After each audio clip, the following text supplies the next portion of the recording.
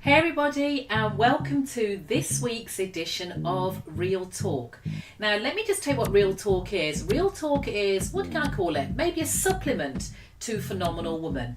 And what I do each week in this particular show is take out one little pointers that usually arise in the show, or some of the challenges that the women may face, what we talk about in the actual interviews. Now, last week we talked about confidence and having a lack of confidence and how to tackle it. And if you didn't get to hear it, nip back and you can do so. But this week I'm going to talk about the inner critic. That little voice, that little gremlin that sits in your head or on your shoulder like a little Jiminy critic, and no pun intended, that tells you things that are just horrible sometimes, that you can't do something, you're too old, you're too stupid, or when you try to do something, who do you think you are? The thing is, we all have one, and we'll always have one. The key to the inner critic is learning how to manage or to control it. Now, the first thing we all need to understand is that his or her job, and mine's usually a her, so I'll talk as a her, is to keep us safe. She's there to stop us getting our feelings hurt. And there's a part of us sometimes that's scared, that wants to play small, maybe want to stay at the spotlight. We don't want to take risks in order to avoid failure, criticism, judgment, shame, and all the other hard emotions that we experience. So ultimately, she's coming from a place of concern and protection.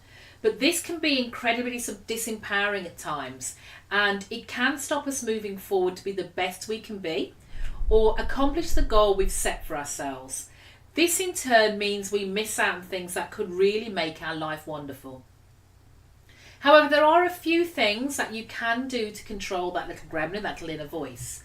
Now, the first thing is, I'm going to give you a couple of hints and tips. So the first thing is give her a name. Give her a name, because she's not you. You need to understand she is not you. She's just a part of you trying to protect you from the unseen dangers that she thinks are out there.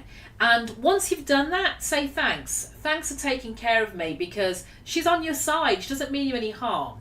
But most importantly and secondly is reminder that you're the boss. Say, thanks very much. I know you got my back. However, I'm going to do what I set out to do, and you're going to take the step you are going to take. Another exercise you can try is to get clear about who your inner critic is and what she wants. And do that in writing. Have a dialogue with her in writing. So once you've identified the area in your life where the inner critic is very vocal, because we know there's certain times she'll perk up and be most vocal, listen to her for a couple of minutes. Just listen. Take the time, just listen. And write down what she's trying to tell you. What is she telling you about the particular situation? And you can use a couple of questions as a guide just to kind of probe a little bit more. So ask her, what are you trying to accomplish? What do you want from me? What do you want for me? What are you afraid that might happen if I don't actually listen to you? What would make it easier for you, and what would make you feel safer in this particular situation? And then you take it from there. What it all boils down to is having the confidence to confront and challenge your inner critic. So a few hints and tips there for you to try. So a few ideas with the pesky voices. Now, if you want some more help with this, head over to my Facebook page. I am Janice Sutherland. If you're listening to this in real time on Valentine's Day, February 14th, I have started my Confidence Booster Challenge, and that will give you some guidance and some quick challenge to how to actually boost your confidence. Now, if you're listening to me at a later date, you still have the opportunity to visit. So go back to the previous days and catch up. I hope to interact with you there. Now, that's the end of my little real talk about inner critic.